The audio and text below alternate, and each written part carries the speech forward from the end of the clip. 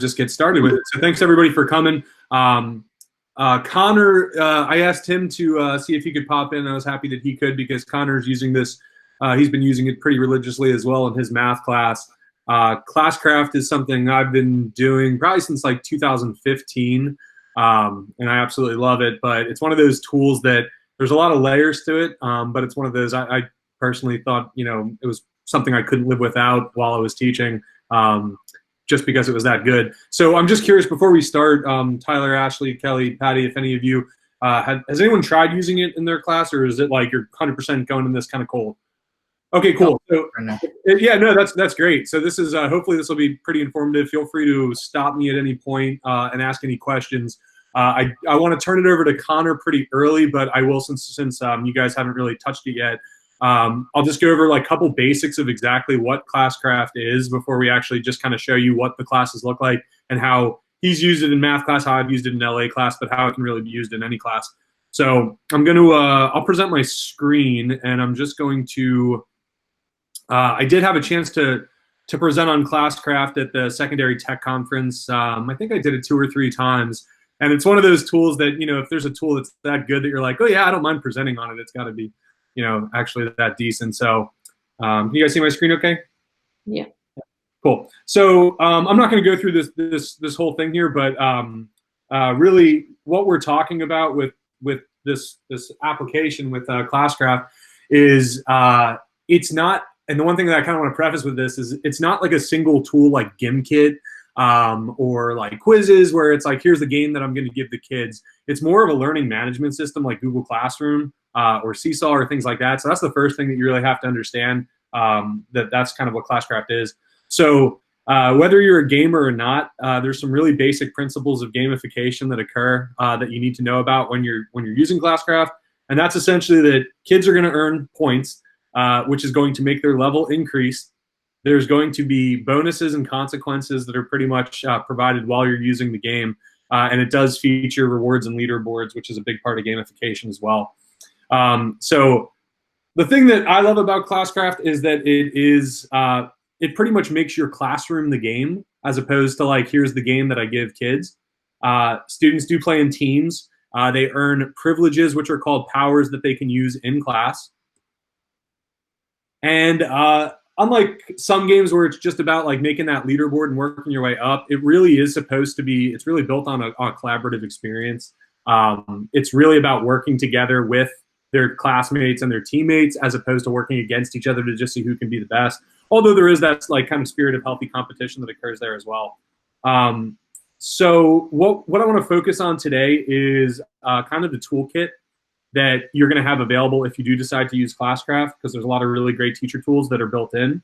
We're going to look at the powers that kids can use in class and how it kind of turns your classroom into the game itself, the fact that they use these powers in real time in your classroom. We're going to look at the student avatar system, and we're going to take a look at the view from the student perspective, just so you can see what they're able to do on their end. And I definitely want to spend some time and focus on the personalized learning quest, because this is probably one of my favorite features in Classcraft. And since we're living in COVID times right now, this is a feature that is free for the rest of the year. So even if you wanted to try to demo Classcraft with your kids for the rest of the year, these personalized learning quests are definitely the way to do it. So with that being said, I'm just going to show you what a Classcraft game dashboard looks like. So this is my teacher view of my class, and this is a class that I had from last year. And I have all my students, and as you can see, I can just like click for all of my students, and they're gonna, once it loads up there, cool. Just a couple things to point out. First of all, you're gonna see if whenever I look at a student view, their team is with them in the picture, and it's really important that all of the teams that you set up in class contain a certain character type. There's mages, warriors, and healers, and we'll get into that maybe a little bit later. But ultimately, you need one of each of these character types in each team so that they have a sort of synergy with each other, and they kind of rely on each other to make it work. So when I go back to the dashboard here, just a couple things that you need to be aware of. These labels right here. And if you're not a big gamer, you might not know what these mean, but basically your HP is your students' health points. Your AP is their energy points or mana, which is basically what they're going to use to spend on these powers here, and we'll take a look at those in a sec. Your XP is basically their points that they need to level up to get to new levels. So here I have Sidonie, and she's at level 26. Once she gets to 50,701 XP, it'll refresh, and she'll be at level 27. GP right here is gold, and what gold does is it allows the kids to customize their character by purchasing helmets and armor and new pets and new boots and new staffs that they'll be holding, things like that.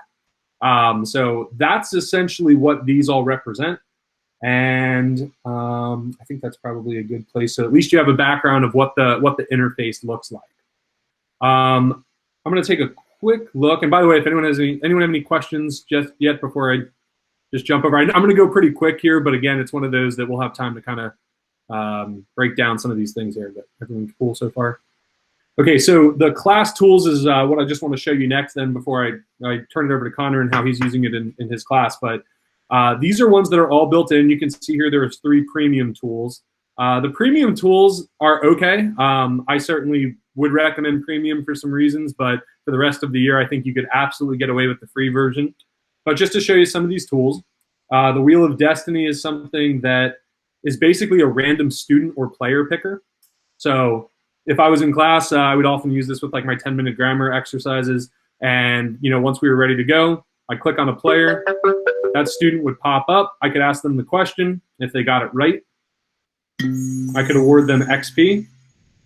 And you can see here I have, these are all ones that I customized, answered. So correctly answering a question, citing evidence from the text, correctly answering a question in class.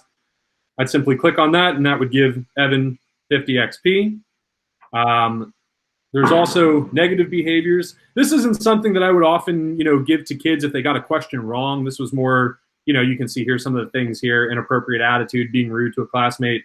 Those are, I don't really recommend using negatives too much in class. It's really supposed to be a positive reinforcement, but you can just see this is it's a random selector.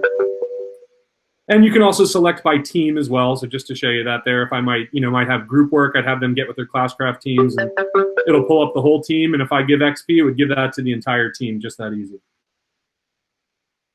This is a random events right here. This is something that you could start class with or use as a brain break, essentially. Students would typically enjoy putting their own events in. So I've got 283 random events here. And let's just click on one and see what it is. So this is Kitty Master. So everyone must end their sentences with meow. And you can just see there, it's really random. Sometimes there would be challenges for XP. This is one of those that, we might do this for like 5 minutes in class. Thanks, Super Troopers, for that idea. So that's random events. And the volume meter is a really cool tool as well. Obviously, with COVID, this doesn't really play out, but in your class, you can assign certain amounts of XP as a reward. And you can put a penalty, and you can set a timer. And so I just have this that I was messing with before. And I can set my volume. And then when students are doing group work, this timer is kind of going. And once it gets to the end of the timer, every kid in the class, if they can get through it without puncturing the max line here, they'll all earn 100 XP. And I can adjust this bar as well. And if kids are too loud, they were too loud, I can take away 5 health points from everybody in the class. If it's a false alarm, I can just go like this, and we'll keep going. But anyway, this is just a nice way to keep a timer in class and reward the kids, XP, which you can give out as much as you want. And it's just a nice little way to incentivize them working diligently in groups. Boss battles here. This is a way to provide some formative review. Oh no, my boss battles are missing because I lost my premium here, I guess. So ultimately what you can do is you can pick a character and you can set up, let's do grammar practice. You can give them a certain amount of health. And you can assign questions here. And I would often copy and paste from a Google Doc all of my questions. And I'm going to go to I'll switch over to my demo mode so you can see exactly what a boss battle that's already created looks like. Oh, actually, here's all my actual ones that I made. So here's a, let's see, PSSA, prepositions, modifiers. I'll just do this grammar review. I'm not sure what's in there. So here's my boss. And you can either play with individual students or with teams. I often like to do team battles, just because then students each still write down their own answer, but they can work with a team. And what this looks like is when you run the boss battle. I'm gonna disable the music there, but we've got this team, the Comfortable Meerkats. Which sentence is an example of passive voice? I would finally call on them. They would give the answer. So there it is. If they got it correct, you see we do 20 damage to the purple grumbler. If we get an answer wrong, they do damage to us. And then we'd actually go through characters here, and I can either assign them the damage, I can hit apply damage, I can deal with it later, or kids can actually use their own, there's a lot of, there we go. Certain characters can use certain powers, and they can protect each other and earn XP while doing that. So I'm going to deal with that damage later, and we would keep going.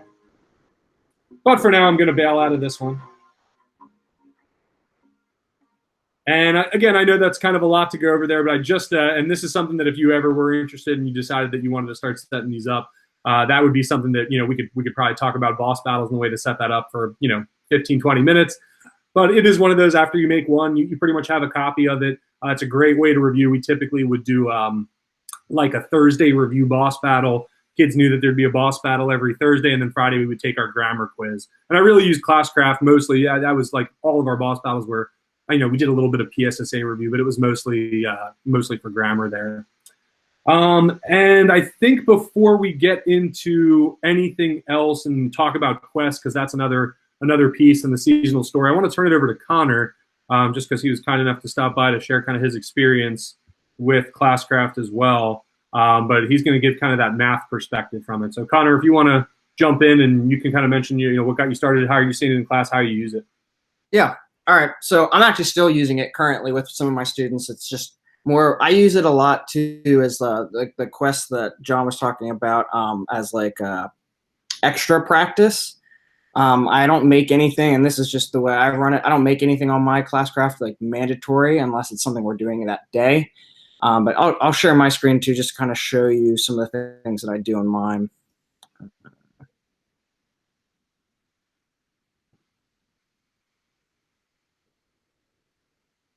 Oh, am I muted?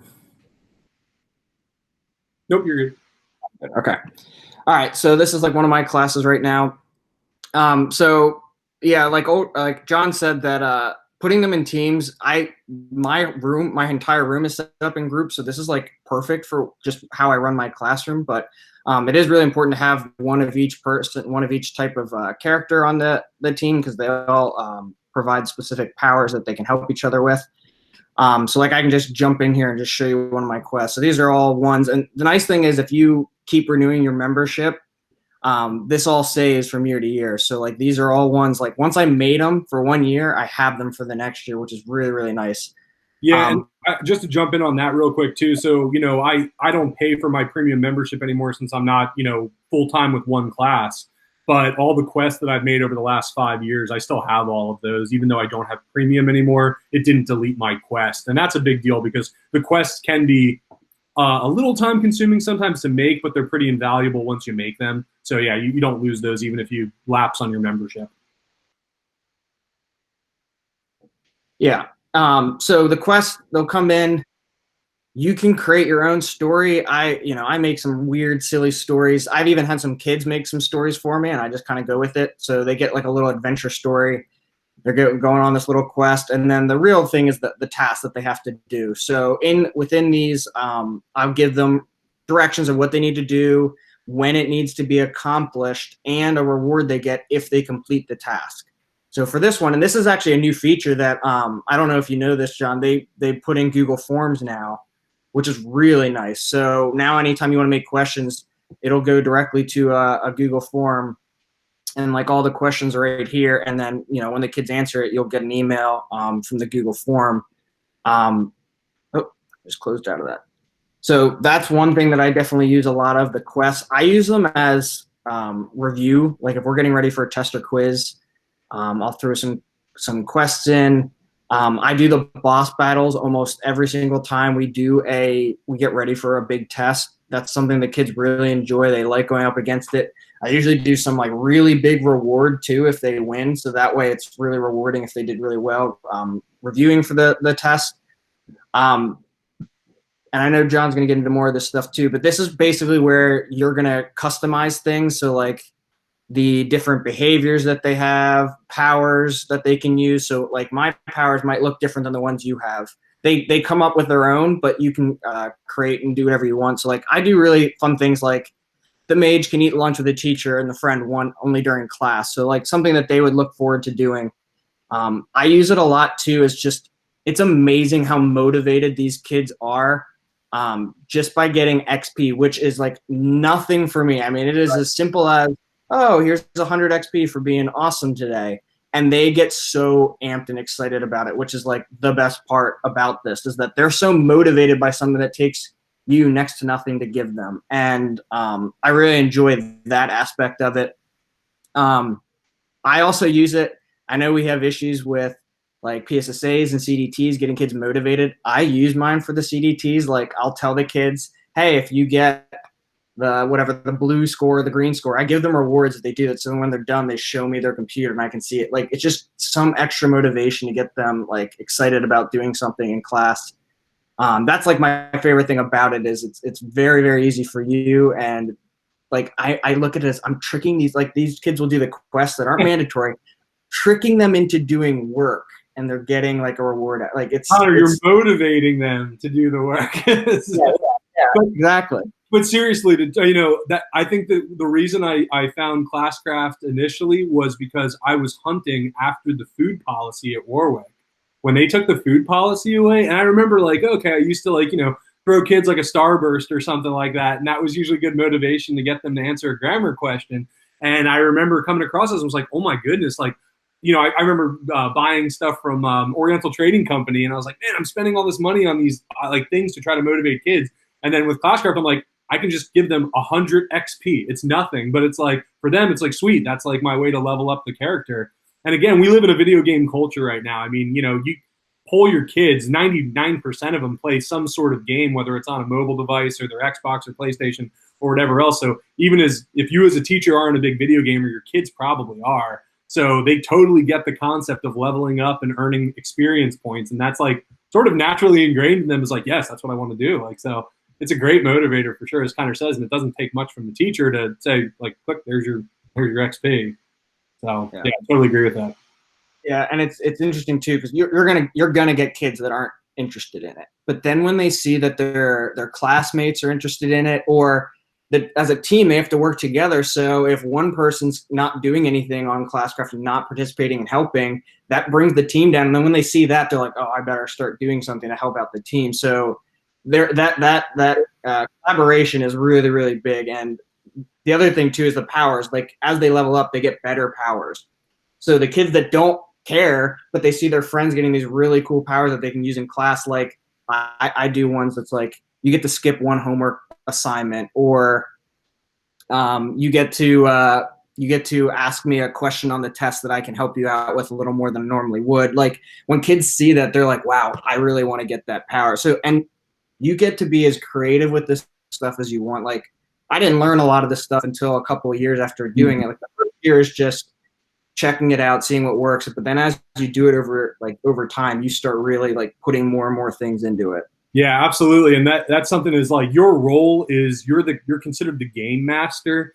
So you kind of make the rules, and you kind of explain that to the kids that like, I'm the game master, I'm running this game. And if things happen throughout, like I'll handle discrepancies, I'll make the changes. So the kids are kind of at your, mercy, and they recognize that, well, you're the game master. So if you want to change this power because you think it's too OP or something like that, you can. And we've had that conversation, with the class, like, hey, that's not fair. The mages are able to, and it's like, okay, well, maybe we need to like rebalance some of these powers throughout the year and change some things up. And that absolutely can happen. I think that's a good segue to actually show you some of the powers here. So just so you kind of get an idea of what it looks like for kids to use powers in class. All of the characters, and again, there's 3 different classes. There's a healer, a warrior, and a mage. And this is very video game, RPG, MMO style of gaming where there's usually these types of characters and games that you have to work with. And they all have kind of an essential built-in power that does something for the team that you don't really want to mess with. For example, I'm on Gigi's character here, and she's a healer. And one of the first powers that she unlocks is Heal 1. And what this does, and again, just another quick comment, the thing I love about Classcraft too is it actually has decent artwork and kind of like a real look to it that's not like a corny, hey kids, we're trying to play a video game. It actually does look like a decent, video game artwork. They have some great artists and designers that work for Classcraft that make this look pretty legit. But anyway, so one power that she can use is that she can heal a teammate 10 health points. And that's going to cost her 15 of her AP points. And when she uses this power, she automatically earns 75 XP. So all she has to do in class is click on this button for Heal 1, and she can do this in Flex. She could do this at home. She could do this if I said at the last 5 minutes of class, hey guys, if you want to go on your Classcraft characters and you want to make any upgrades or heal anybody or do anything like that, you can do so. So this is something, and that's kind of important to point out, the kids aren't going to really have this up on their screen and they're not actively doing stuff during class. Some of the things that they can do, they're almost like somewhat passive where they can say, like after class, they can do this. At the end of the day, they can do this. At home, they can do this. They're not like physically playing this game while we're doing it. We're in class, earning XP and doing things while we're doing my LA lesson or while Connor's doing his math lesson. But when they're using their powers, that might be something that it takes 1 second, click, they're done. So that's like a basic power. But then, as they get more XP and they unlock more powers, this one's Sainthood here. And this is one that I made up. And basically, they can use this power on the day of a boss battle. And they get a bonus 150 XP and 100 GP if we defeat the boss. They can click on that Use Power button. And you can see there,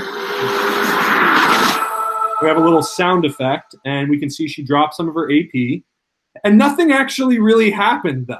But as the game master, as the teacher, I'm like, okay, Gigi just used Sainthood. So at the end of this boss battle, I'm going to throw her another 150 XP because she used this power. And that was just sort of like, something I knew I could do in class. It wasn't really going to require much effort on my part. I just had to make a note that I was going to give her that little bonus since she used the power. You also have a game feed, too, that shows you that. So if you forget that this used it, you can always go up there. So right up notification, this will tell me that, yep, she used it, and we're good to go. A couple other ones here, and she doesn't have everything unlocked yet, but it's just to show you, like when they do try to get powers. I don't know if I can actually see it from her view. I'm going to tell me if you guys can see this. Can you guys see this now on your screen? Yes. You guys see that there? Okay, cool. So I'm actually just, I just wanted to show you this. I'm under Gigi here as I'm in the incognito window. So this is actually under her account. So this is what the students say. And you can see it looks kind of like my other view. I can still click on other classmates here. But when she clicks on powers on her screen, and it's not quite working. It's on the bottom. You see it? Yeah, it might be just because I'm under this this window here, and maybe it's just because I'm not even under that version anymore. But basically, yeah, she would be able to click on this powers button that's not working for me right now, and she would see all of these powers listed and how much every time she goes up a level, she has power points she can spend to unlock these powers. So even at the beginning of the game, she might see, wow, when I get to like a level 20, I can unlock this Perform Miracle, which is, going to allow me an extension on my assignment or something like that. Let's see. Yeah, it's still not working with that. Oh, okay, that's cool. So that's not really, it's not giving you a great view on that. But anyway, but again, as a teacher, you're customizing those powers. You're essentially, you can change those. I know we had a vote at one point in my year when kids were leveling up pretty quick. All right, we're going to vote. We're going to vote to get rid of one power and add a new power. You have complete control over that, and it's really just about being, flexible. And as long as you buy into it, the kids are going to buy into it. It really is one of those tools that it's just going to provide more motivation and engagement for the kids. And it's a source of fun, but you're still doing all the content that you normally would. You're just putting it into a gamified format. So there's a lot that I could probably cover. I could walk you through, some quests if you want to see any of those. Some of the LA quests that I have, some that are optional, some that are, writing based.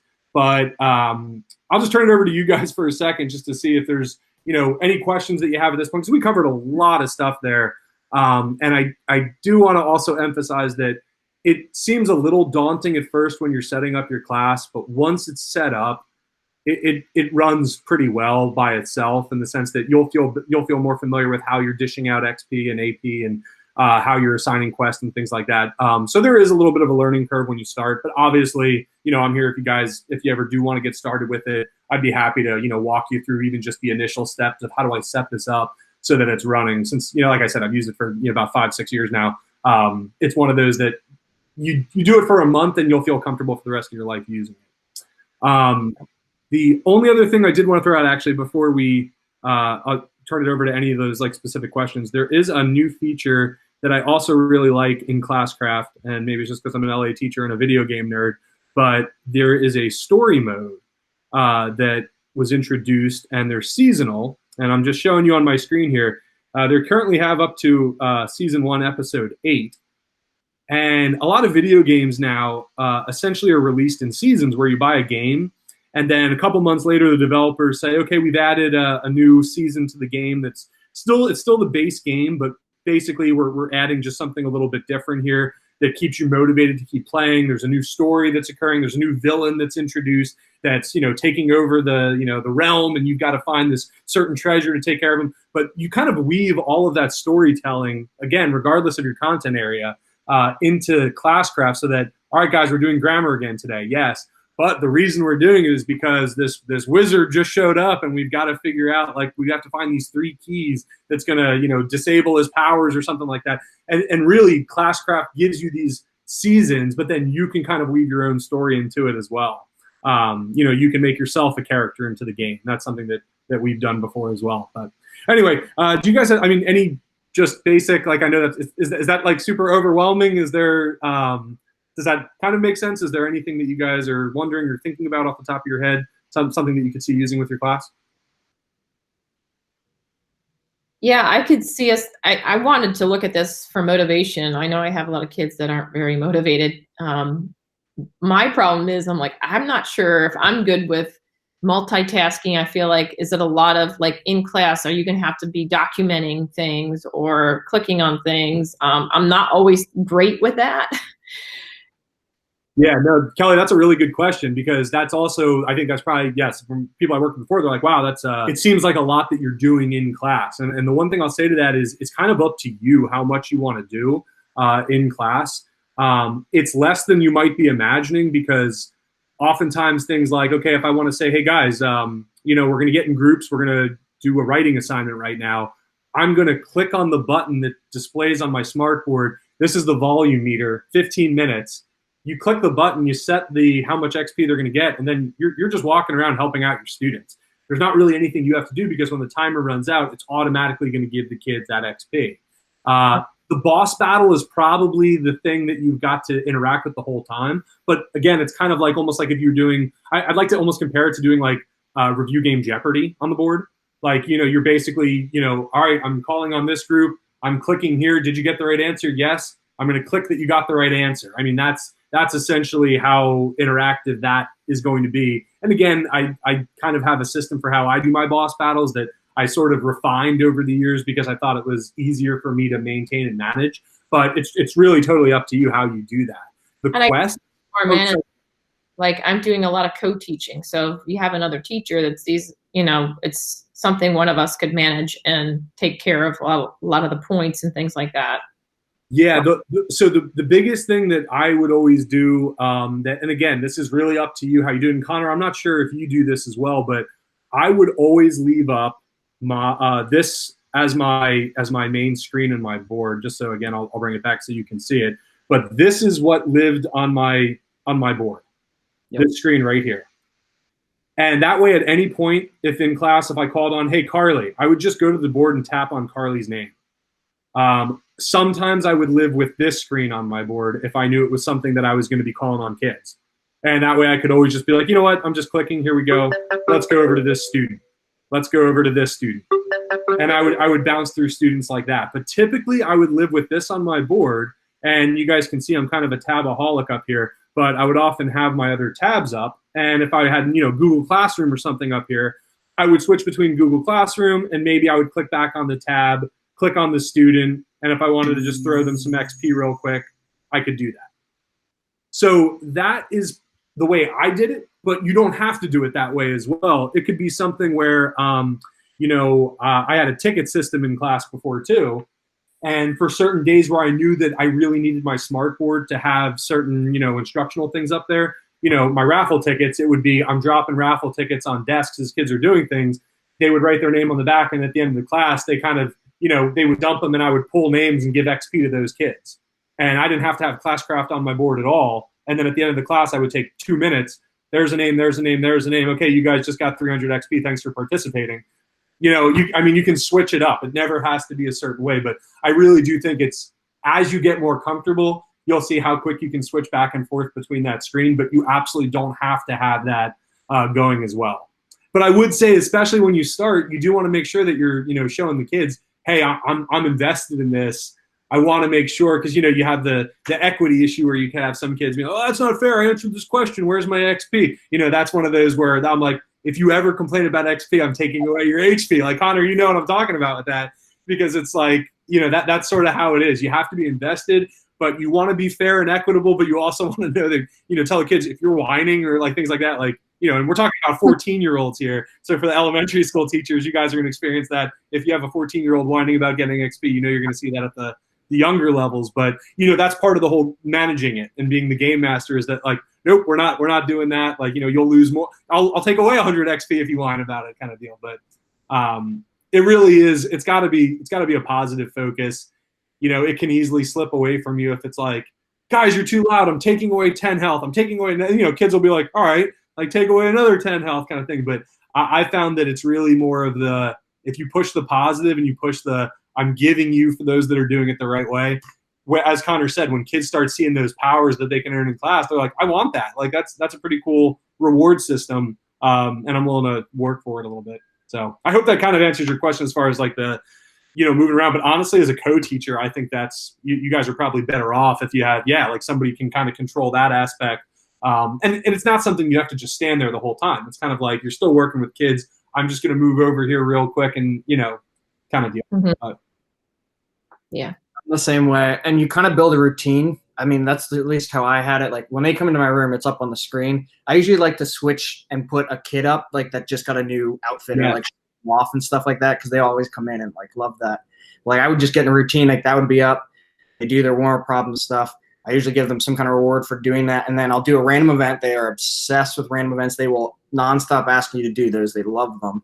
And then after that, I like go about my class time. And like, if I need to go to it, I just open the tab. But it is not something I just like, hey, we're doing Classcraft the whole time and this screen is going to be up the whole time. It's just the boss battles, like John said, is really the only thing. And I usually do that as like, that's going to take like the whole class when I do those anyway. So yeah. Yeah. I mean, it's honestly, it starts to feel, like I said, like Google Classroom, in the sense that you're not like, all right, kids, we're going to Google Classroom today. It's more of just like, we're like, they know to go to Google Classroom where they're going to find certain assignments. Classcraft's kind of the same thing. It's like, oh, I know I have to go to Classcraft if I'm going to, complete this quest. Or again, it's like I said, it's not something they should be on all the time, but, even giving them, all right, guys, we've got like 2 minutes if you want to go ahead and, update your character, update your avatar. As Connor said, even displaying, like, kids will be like, I got a new pet. Can you please show that? It's like, just to have that display, they they're pretty hyped about it. Hey, Lisa. Lisa's also an avid Classcraft user. So Lisa, Connor was just kind of sharing his experience using it in the math class. I was sharing it with, kind of my LA class. We talked quests and powers and random events and things like that. Do you have anything that you'd want to bring to the table that's just kind of like why you enjoy using it, or how, I don't know, overall experience? Oh, you're muted. Cool. I'm like one of those people on, hi everybody. I think it's been a little bit more challenging. I don't know, Connor, if you're still using it over the online portion. I have been. I'm getting some kids that are doing less of it now. I just think they're overwhelmed with everything else, so they're not doing it. But it's like an extra resource type of thing. Yeah, I would go, and you're math, right, Connor? Yep. Yeah. Okay. So I think for math, building quests, and it's a little bit more cut and dry than it is for other subjects. That's been my experience. It's a little harder to put things together for ELA. Science and social studies, I think, is also a little bit more math in line with math. But I think every sixth grader coming from Kissel Hill has experience with it for at least the past 2 years. And the kids really seem to enjoy it. I think there's very few of them don't have buy-in with it. And it's nice to be able to see the analytics. Like you can see what they're doing at home. You can see, and they'll talk about it. I have kids like right now, I've been rewarding them with XP as they come to optional kind of Google Meets and things like that. So they've been begging me to give them as much as they can to be on the top levels before everybody else so that they can have all the new gear. So that's kind of exciting.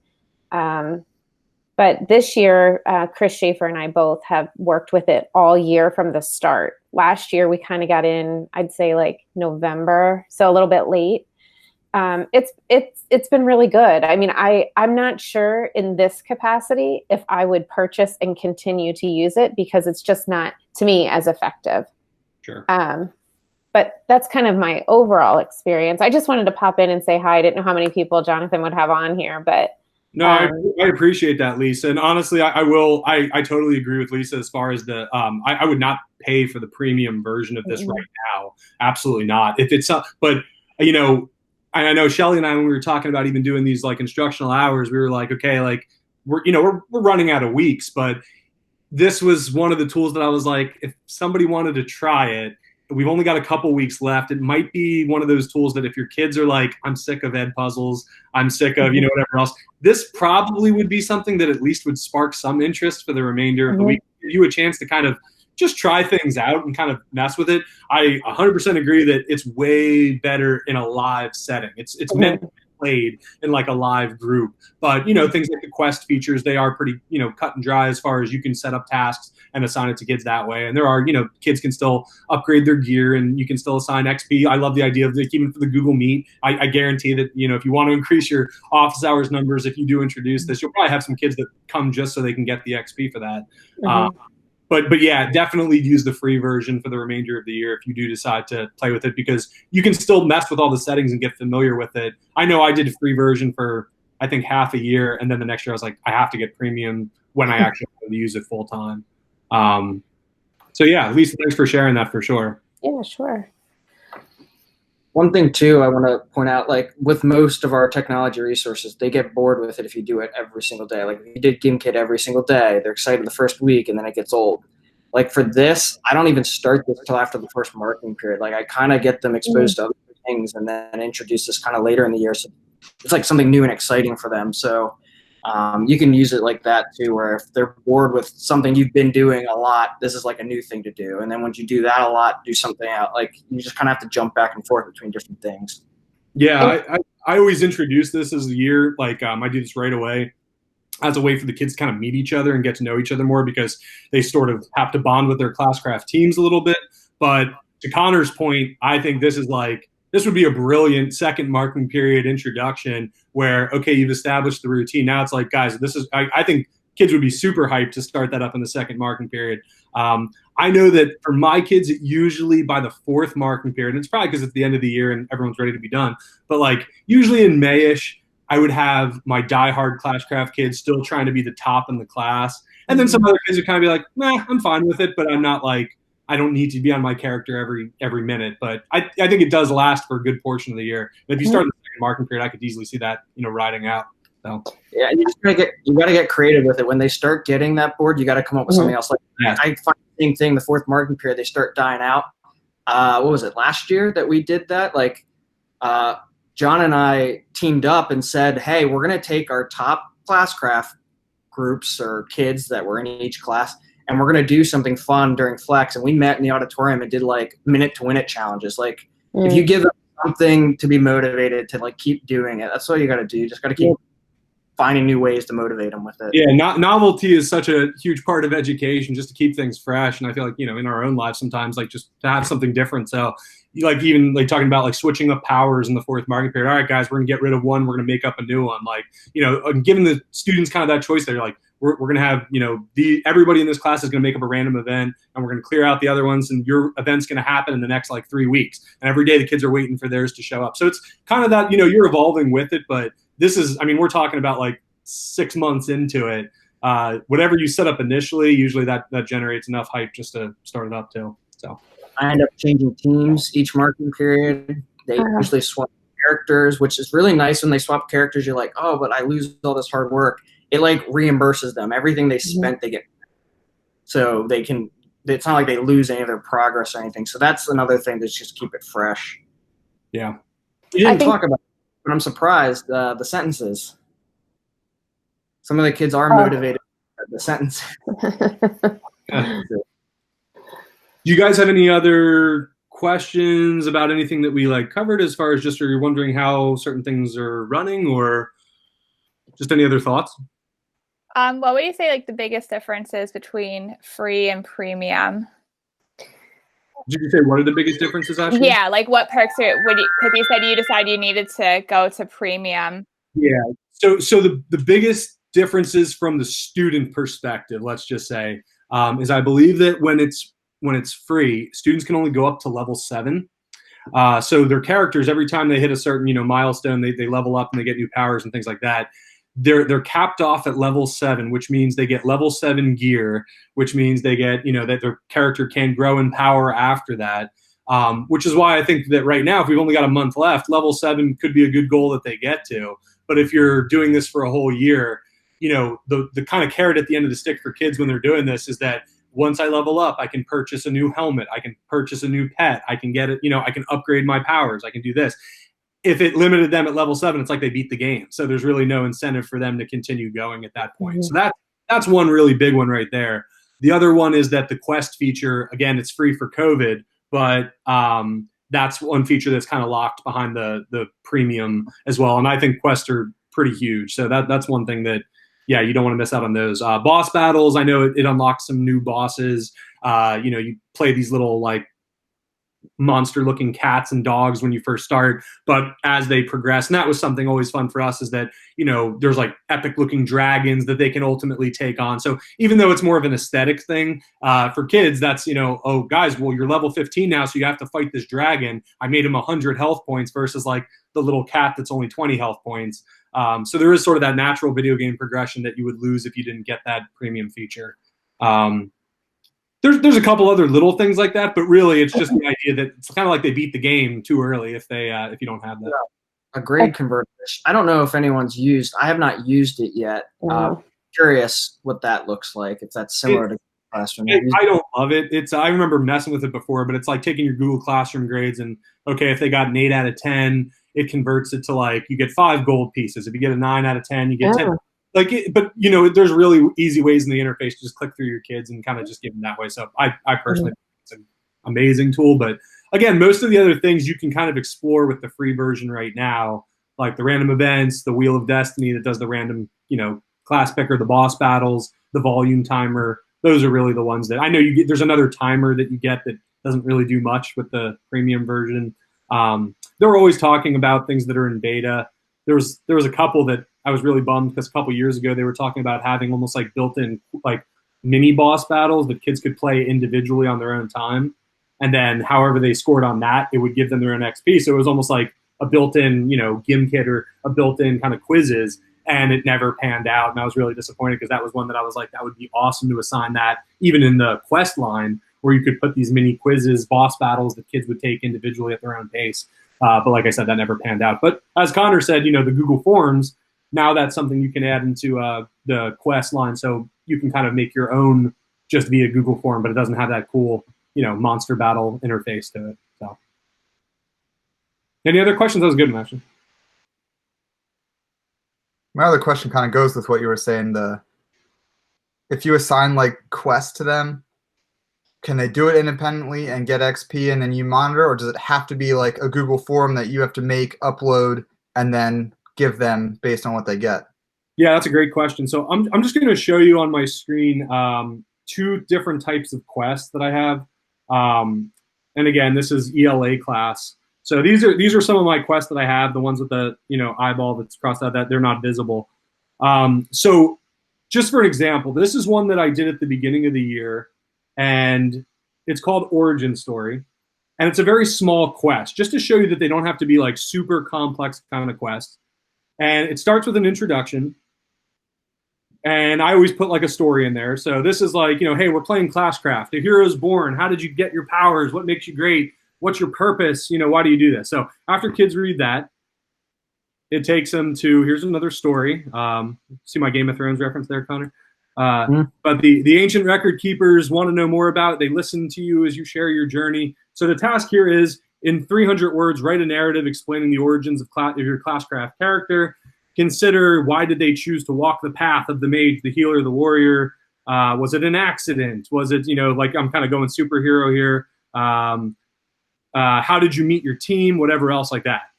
There's really, as far as like doing this, kids can basically just put an attachment here. They can post from Google Classroom. They can share a doc with me.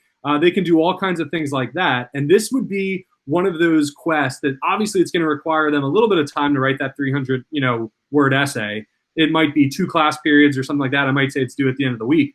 But as kids submit it, we're gonna see a little like dot here with their attachments. And then I would go through and click on these check marks to say, okay, they completed this. Now they can move on to the next task, which is basically another story where they're going to talk about how they found their pet. And now they're going to design an image of their team's mascot. This was so they could create their logo or something like that. And this is another one that, as they might walk up to my desk and actually hand me their picture that they drew, and I would go through the check mark. So that's a very much like sort of slowly paced out. It can be turned in through Google Classroom. They might walk up to my desk and show me. The other option for quests is to do self-paced quests where kids can basically move themselves along. So another quest that I have here that I'll show, for example, I want to say, I think this one here would work. So this is a little more extensive quest. This is kind of like Connor was saying, this is a totally optional quest. I just did this. If kids finished early, they could kind of complete this quest and do it at their own pace. And in this one here, so we have this troll named Nobles, and he's got this treasure, and you have to complete 3 tasks for him to find it. Once the kids read the overview, you can see right up here it says self-paced progress. So once they click on the story, they'll basically see this right here, and they can click on their own check mark and basically say, okay, I read the story, Mr. Olson, I get it. So now it's going to take them to the next one. And this is, in this story here, they have to create a random event for the class. They're going to post it in their discussion board here. So they're basically posting random events here. And then again, they're going to go to the overview. This is one that I think I would actually check off myself. But then we've got some other ones later where it's going to be 100% self-paced. You can make the entire quest self-paced. There's actually a library that Classcraft has that once you sign up, I think this is one that was part of it. This was just called VR Adventure. I just downloaded this from the Classcraft library, and you can see here the little lightning bolt. Do you see that at the top corner there? That means that it's a self-paced quest. So when kids go into it, we've got a resource here. So here's our task. Check out this. I think this was like an embedded YouTube video. It might not exist anymore. But it's basically like, hey, check out this video. Think about these things. And then when you're done, go ahead and just move yourself on in the quest. And that's it. So, I mean, you could set up almost completely self-directed quests. Connor, I don't know how often you use the self-directed versus the you're checking it off. It depends on what you're grading really and what you're doing. For a lot of the side quests that, I say, hey guys, if you have extra time, check this out. They're 100% kids go through it themselves. And you're the game master, so you might say, oh, what if a kid just cheats and clicks through the whole thing? You can check. If a kid goes through it and you're like, they didn't actually do any of this or submit it, I'll be like, I just took away your XP. Like, what are you doing kind of deal? But oftentimes, like with some of those side quests, kids will go through it. You can do a balance of some tasks that require kids to turn in something. Like, even again, your Google Classroom, if you say like, hey, kids, turn in this essay this week, you make the quest, hey guys, go to Google Classroom and turn in the essay this week. And that's going to be your quest step. So as kids turn it in on Google Classroom, I can just say, oh, I see they turned it in. Now I'm going to check them on this quest. And they kind of bounce back and forth between the two. Does that kind of make sense, Tyler? Sort of the both of the options there that you have. Yeah, thank you. Yeah, you bet. Yeah, I can't tell you too how many times I've used this like a sick day. I'll just make a quick quest, and that's what they're working on that day. And it is so easy for them just to do it, and they submit it, and I can be at home, and all I gotta do is check, you're done. It's a really nice tool that you have, and I do typically not do the self-paced, mainly because I use it as an extra resource. I almost never assign it as like a homework or something they have to complete. So to me, if they did it, I don't even like, as long as like I'll look and just see that they like showed some kind of work. I'm not really going in depth and making sure they did every single one and got them all right. Like if they spent the time and effort to do the problems, I'm going to give them the reward. Whereas if I made it a homework, I'd probably be a little more strict on, you know, they got to get this. It's a little more time out of your day, I think, but it just depends on how you want to use it. Yeah, and I mean, like, I remember, too, like, depending on what we're doing, often it was with writing assignments because kids just write at different paces. So having a quest where I would be like, okay, you're going through this quest, you know, create 3 haikus that have to deal with, you know, I'd give them a certain topic. Totally optional. You don't have to do it. It was self-paced. I'd say after you turn it into me, move yourself along. But, you know, my kids that would get done with a writing assignment early, or if, you know, they went through everything they had to, you know, I'm still giving them grammar practice and poetry practice, and maybe like, here's an article, or here's just an awesome, you know, video of some animator that I want you to look at. Like, write, you know, one sentence that summarizes the theme of what you think the author in the video is trying to say. And they're just like those LA type of tasks that they could do if they finish, but they're not required. So it was a really nice, you know, alternative to just the, hey, if you can get done 15 minutes early, you know, read for 15 minutes. Yeah, that's cool too. But this was a little more, you know, they were more incentivized to go through the quest and, you know, do some other things like that. Anybody have the site has like really good tutorial video, which is how I introduce it every year too. I go to their site and I just play the tutorial. So it gives the kids a quick little overview of everything as opposed to you just talking about it. And then it also has really good help features. Like if you just want to know more about Quest, they have like a whole thing on it. It's really nice. It's pretty handy. I used it when I was learning a lot of the stuff on there.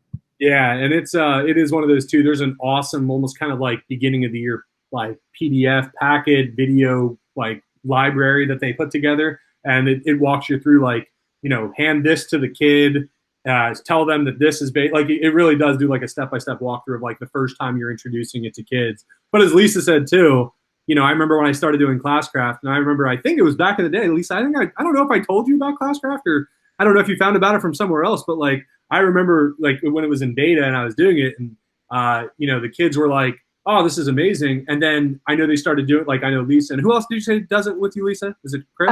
Yeah, Chris Schaefer. Yep. Yeah, so I remember kids, so kids would come in all the time then when I moved down to 7th grade and be like, oh, Mr. Schaefer and Mrs. Kalina, like, you know, like they would talk about how much fun they had. And I remember at first being like, oh, that's great. Usually I'm like, oh no, I hope they still like enjoy doing it since they did it. Oh my gosh, they if anything, they were just like the kids that had Lisa or Chris would be like, oh no, we can show people how to, like, they were just super hyped to show the other kids. And like, yeah, this year I'm going to be this character instead of the character I was that year. So it didn't really detract from the excitement of it. If anything, those kids were like, oh, we've got this. We'll sort of help be teachers for it. So I think that that's another perk too, is that, you know, as if you had any kids that went through it, they're kind of your Classcraft leaders that are going to help you troubleshoot any of the, you know, just basic maintenance of it or how to for other students that are trying to log in. So yeah, I found it was like, it was a great benefit when kids went through Lisa or Chris, and then it could help my other kids kind of get situated so I didn't have to do everything. So. Yeah, I think something that's kind of neat that for us is because, well, Matt doesn't use it totally, but his kids have Chris or me at some point. So we combine all of their classes. So everything that they earn impacts another class too. So you can tie your classes together if you have a whole team that wants to work together. Did you need, I'm just curious though, Lisa, because I actually thought that was I thought you needed a school, like, you don't, as long as you guys have your own like premium account, you can basically say I'm tying it with this other person. Yeah, I can't remember the exact term for it, but it's basically like shared, it's like a shared setting. So Chris and I set our classes with the same XP in order to level up, and everything's kind of tied together. So if he takes away health points in his class, it impacts mine later in the day. That's cool. That's so cool. Matt's kids, what we do with them, because Matt doesn't use it for his content, we just toggle his kids down for their XP to level up, because they're never going to get as much as our 2 classes, if that makes sense. Yeah, it does. So they and I think Matt's kids sometimes get a little disappointed because they're like, they wish they could be using it more often, because they hear about things that our classes are doing. It's just not Matt's style, and that's fine. Like, sure. We told him to like try the free version clearly before you go and pay for the other. I will say that, I don't know, Connor, do you get to purchase it through your budget? I can. I haven't, but I could. I use it for other things. It's, for me, it's been so worth it just to get. For middle school, I did in my budget. That was something that, and I think it depends. But Ashley and Kelly, I can at least speak for you guys. I know with the LA budget, that was, I usually don't order too much stuff every year, and I know the first year I paid out of pocket because I was like, this is so good. I don't care. Like, I want this. I think it's like $96 or something for the year. But I definitely know that at least a couple years, I would have that as like Classcraft subscription. And that was like one of the, 3 things I ordered for my whole year. And I was like, this is totally worth it to me for, if this covers it. So I know for the LA budget, I got away with it a couple times. So I don't know if things have changed now, but I would imagine that you could probably still put that in. Yeah, I used it, I think the last 2 years. It's been paid for. It was a little complicated because they're based out of Canada. Yeah. So, but now Maryland knows that Chris and I usually put in for it. So it's a little easier, I would assume. I know that Lynn Wright always hooked me up with that too, because she would show me, like, there was like, I know I had to get an email, and then I had to like show her this, and then there was some way that they like kind of paid, like I paid with my credit card, I think, and then they did some kind of weird, or maybe I didn't. I don't even remember now, but I know that Lynn knows how to do it. So she'll definitely hook you up if you guys do decide that you want to, get that for next year, if we're in school next year. So don't say that. I'm just saying, I'm not ruling out anything anymore. It's but yeah. In Kelly's face. I can't imagine. But well, look, guys, I know we're coming up on 11. So I want to be respectful of your time, but thank you guys so much for popping in, and for Connor, Lisa, obviously sharing your expertise. Yeah. And then Tyler, Ashley, Kelly, obviously, if you guys do decide that you want to mess with it in any way, feel free to reach out. Happy to, if you want to do like a live meet kind of setup, if you do decide that you want to set something up, or if you just have any questions along the way as you're exploring, please reach out. I really do love it. And it's one of those things that I'm always happy to share, because I remember when I found it, it was like, whoa, this is going to change everything. And when I see how hyped the kids are, it really is a great engagement tool. So yeah, I'm more than happy to help you guys out with anything if you need it. And thanks again for joining, and everybody for sharing. Thank you very much. Thanks. Cool. All right. Have a good rest of your day, everybody. See you. Yep. Take care. See ya.